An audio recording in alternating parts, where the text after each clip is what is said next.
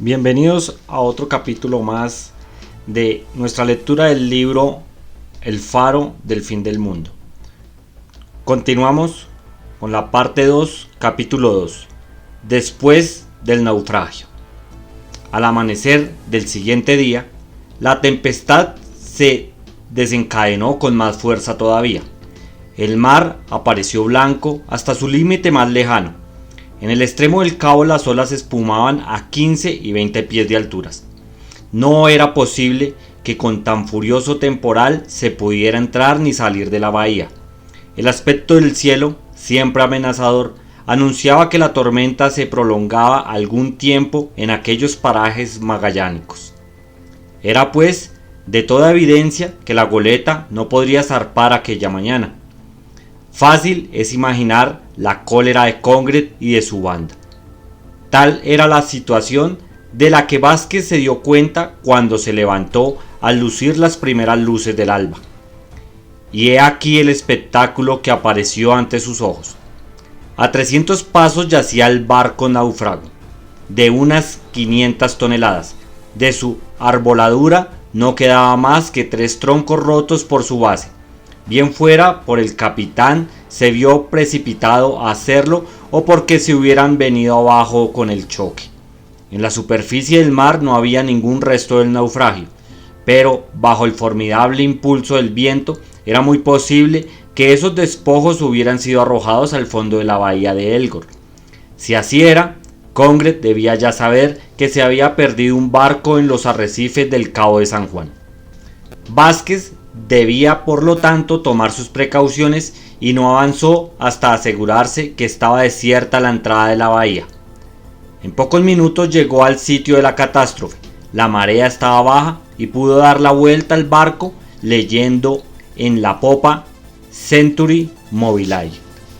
Era pues un velero americano, teniendo por puerto de matrícula aquella capital del estado de Alabama, el sur de la Unión, sobre el Golfo de México. El Century estaba perdido totalmente, no se veía ningún superviviente del naufragio, y en cuanto al barco, no quedaba de él más que un casco informe, que al choque hubiese dividido en dos. Las olas habían dispersado la carga, cajas, fardos, barricas estaban esparcidas a lo largo del cabo sobre la playa. El casco del Century estaba en seco y Vázquez pudo examinar el interior. La devastación era completa. Las olas lo habían destruido todo. No había alma viviente, ni oficiales ni marineros. Vázquez llamó en voz alta, sin obtener respuesta. Penetró hasta el fondo de la cala sin encontrar ningún cadáver. O habían sido arrastrados por algún golpe de mar, o se ahogaron en el momento que el Century se estrelló contra las rocas. Vázquez volvió a la playa. Se aseguró de nuevo que ni Congred ni ninguno en la banda se dirigía hacia el lugar del naufragio y luego, a pesar de la borrasca, remontó hasta la extremidad del Cabo San Juan. ¿Quién sabe?, decíase Vázquez, si habrá por ahí alguno de los náufragos del Century a quien socorrer. Sus pesquisas fueron estériles. Tal vez, pensaba, encontré alguna caja de conservas que asegure mi subsistencia durante 2 o 3 semanas. Bien pronto dio con un barril y una caja que el mar había lanzado más allá de los arrecifes y que tenía escrito en el exterior su contenido. La caja contenía una provisión de galletas y en el barril carne en conserva. Era el alimento asegurado lo menos para un par de meses. Vázquez transportó primero la caja a la gruta y después llevó rodando el barril hasta ella. Desde la punta del cabo echó de nuevo una ojeada por la bahía. No le cabía duda que Congred estaba ya enterado del naufragio, y puesto que la Maule estaba prisionera del temporal, la banda acudiría a la entrada de la bahía para aprovecharse de los restos de la catástrofe. Sumido estaba Vázquez en estas reflexiones, cuando llegaron a su oído angustiosos gritos que eran como un doloroso llamamiento lanzado por una voz doliente. El torrero se lanzó en dirección de aquella voz. No había andado 50 pasos cuando advirtió un hombre tendido al pie en una roca. Su mano agitábase pidiendo auxilio. Vázquez acudió presuroso a presentársela. El hombre que yacía en tan deplorable situación representaba de 30 a 35 años y parecía vigorosamente constituido, vestido con traje de marinero, acostado del lado derecho, los ojos cerrados, la respiración adelante agitándole sobresaltos. No parecía estar herido y ninguna huella de sangre manchaba su traje. Este hombre, acaso el único superviviente del Century, no había oído aproximarse a Vázquez. Sin embargo, cuando éste apoyó la mano en su pecho, hizo un esfuerzo para incorporarse, pero volvió a caer sobre la arena. Mas sus ojos se abrieron un instante y las palabras «¡Socorro! ¡Socorro!» salieron de sus labios. Vázquez, arrollado cerca de él, le recostó con cuidado contra la roca, repitiéndole «Aquí estoy, amigo mío. Míreme usted, yo le salvaré». Tender la mano es lo único que pudo hacer el infeliz, que perdió enseguida el conocimiento. Era preciso, sin perder minuto, prestarle los cuidados que exigía su estado de extrema debilidad. «Oídos hará que haya llegado a tiempo», se dijo el noble Vázquez. Era necesario, ante todo, separarse de allí, porque de un momento a otro pudieran llegar los de la banda de Congre con el bote o la chalupa, y transportar a aquel hombre a la gruta donde estaría completamente seguro. Esto es lo que hizo Vázquez deslizándose por entre las rocas. Con el inanimado cuerpo a la espalda, Vázquez llegó a la gruta al cabo de un cuarto de hora y depositó su carga sobre una manta, apoyándole la cabeza en un paquete de ropa. El hombre no había vuelto en sí, aunque respiraba, aunque no tenía ninguna herida visible. ¿No se habría roto algún brazo o alguna pierna en un choque contra los arrecifes? Es lo que temía Vázquez, que en un semejante caso no hubiera sabido qué hacer. Lo palpó por todas partes, examinó el juego de sus extremidades, pareciéndole que todo el cuerpo estaba intacto. Vázquez echó agua en una taza mezclándola con algunas gotas de aguardiente e introdujo parte de ella por entre los labios del náufrago. Luego le friccionó los brazos y el pecho, reemplazando después sus empapados vestidos por otro que había tomado en la caverna de los piratas. No le era dable hacer más. Pasados algunos minutos tuvo la satisfacción de ver que el náufrago volvía a la vida. El hombre consiguió incorporarse a medias y mirando a Vázquez, que le sostenía entre sus brazos, le pidió con voz débil: «Agua, agua». Vázquez le tendió la taza preguntándole: «¿Se siente usted mejor?». «Sí, sí», contestó el náufrago, y luego, como queriendo reunir sus recuerdos aún vagos, dijo: «Aquí, usted, ¿dónde estoy?». Y estrechó débilmente la mano de su salvador. Expresábase en inglés, idioma que también hablaba Vázquez, que le respondió: «Está usted en lugar seguro. Le he encontrado sobre la playa después del naufragio del Century». «¿El Century? Sí, ya me acuerdo. ¿Cómo se llama usted?» «Davis, Jones Davis». «¿Y el capitán del buque naufragó?» «No, el segundo. ¿Y los otros?» «Todos han parecido», contestó Vázquez. «Todos. Usted es el único que ha escapado de la catástrofe». «¿Todos?» «Todos». John Davis quedó como aterrado al saber que era el único superviviente del naufragio. Comprendió que debía la vida a aquel desconocido que con tan solicitud le atendía. «Gracias, gracias», exclamó emocionado. En tanto, una gruesa lágrima surcaba su mejilla. «¿Tiene usted hambre? ¿Quiere usted comer un poco de galleta o carne?», repuso Vázquez. No, beber». El agua fresca mezclada con aguardiente produjo gran bien a John Davis, pues bien pronto pudo responder a todas las preguntas. He aquí lo que refirió en pocas palabras. El Century, velero de 3 palos, de 550 toneladas, del puerto de Mobile, había dejado 20 días antes la costa americana. Su tripulación se componía del capitán Henry Stewart, el segundo Jones Davis, y 12 hombres, comprendido un grumet y un cocinero. Iba cargado de níquel y de objetos de pacotilla para Melbourne, Australia. Su navegación fue excelente hasta el 55 grados de latitud sur en el Atlántico.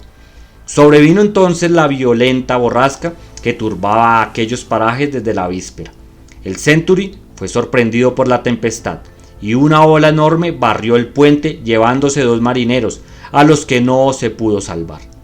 La intención del capitán Stewart había sido buscar un abrigo detrás de la isla de los Estados en el estrecho de Le Maire. Por la noche redobló la violencia de la borrasca. No hubo más remedio que picar los palos. En aquel momento el capitán creía estar más de 20 millas de tierra y no creía ningún peligro en remontarse hasta el momento de divisar la luz del faro. Dejándolo entonces al sur, no corría riesgo de arrojarse sobre los arrecifes del Cabo San Juan y daría sin dificultad con el estrecho. El Century continuó navegando con viento de popa y Henry Stewart no dudaba que antes de una hora vería la luz del faro, puesto que sus destellos tenían un radio de 10 millas. Pero el faro no lucía aquella noche, y cuando el capitán del Century se consideraba a buena distancia de la isla, prodújese un choque espantoso, y todos se sintieron lanzados al mar y envueltos en la resaca sin que pudieran salvarse. Solamente el segundo de a bordo, gracias a Vázquez, había podido escapar de la muerte, pero lo que Davis no podía comprender era en qué costa se había perdido el barco. Así es que preguntó a Vázquez: ¿dónde estamos? En la isla de los Estados. ¿En la isla de los Estados?, exclamó John Davis, estupefacto de esa respuesta. Sí, en la isla de los Estados, repuso Vázquez, a la entrada de la bahía de Elgor. Pero, ¿y el faro? Está apagado, John Davis, cuyo rostro expresaba la más profunda sorpresa. Esperaba que Vázquez se explicase. Cuando éste se levantó de pronto y escuchó atentamente, había creído oír ruidos sospechosos y quería asegurarse de si la banda rondaba por los alrededores. Deslizándose por entre las rocas, paseó la mirada por el litoral hasta la punta del Cabo San Juan. Todo estaba desierto. El huracán no había amainado. Las olas rompían con extraordinaria violencia y nubes amenazadoras seguían amontonándose en el horizonte. El ruido que Vázquez había oído procedía de la dislocación del Century.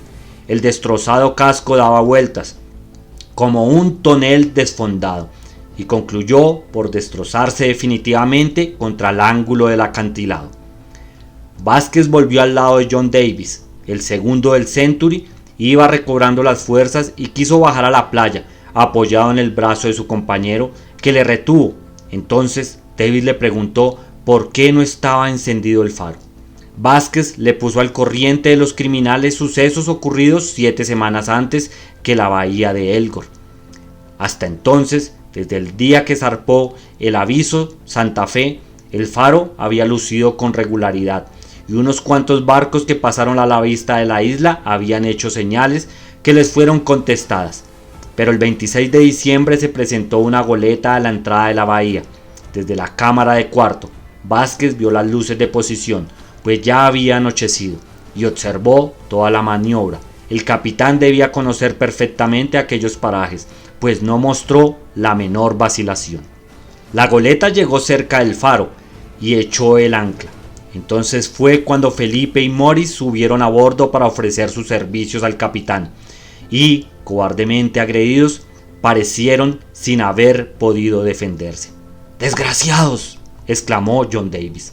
Sí, desgraciados, compañeros míos, repitió Vázquez, emocionado ante tan dolorosos recuerdos. ¿Y usted, Vázquez?, preguntó John Davis. Yo oí desde lo alto del faro los gritos de mis camaradas y comprendí lo que había sucedido. Aquella goleta era un barco de piratas. Erramos 3 torreros.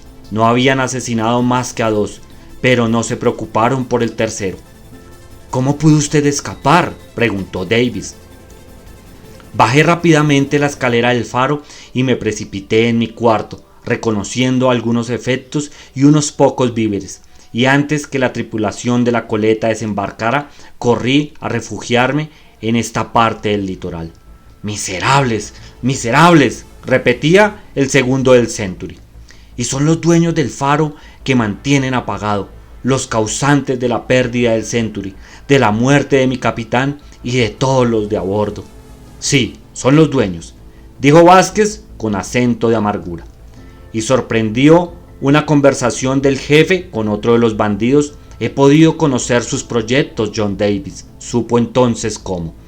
Estos criminales, establecidos hacía años en la isla de los Estados, atraían los barcos hacia las rocas y asesinaban a los supervivientes de los naufragios, encerrado todo el producto de sus pillajes en una caverna hasta tanto pudieran apoderarse de un barco. Cuando empezaron los trabajos de construcción del faro, la banda se vio obligada a abandonar la bahía de Elgor y refugiarse en el cabo San Bartolomé, donde nadie podía sospechar su presencia. Concluidos los trabajos, hacía mes y medio que habían vuelto a la bahía, pero esta vez en posesión de una goleta que acababa de embarcar en el cabo San Bartolomé y cuya tripulación había aparecido. ¿Y cómo es que esos criminales no han zarpado ya?, preguntó Davis. A causa de las importantes reparaciones que han tenido que hacer en la goleta, pero ya están completamente concluidas. Yo mismo me he cerciorado y la partida debía tener lugar esta misma mañana para la isla del Pacífico, donde se cree en seguridad para continuar su criminal oficio de piratas. Sin embargo, la goleta no podrá salir de la bahía mientras dure este temporal. Seguramente, y según el cariz del cielo, es posible que el mal tiempo se prolongue toda una semana.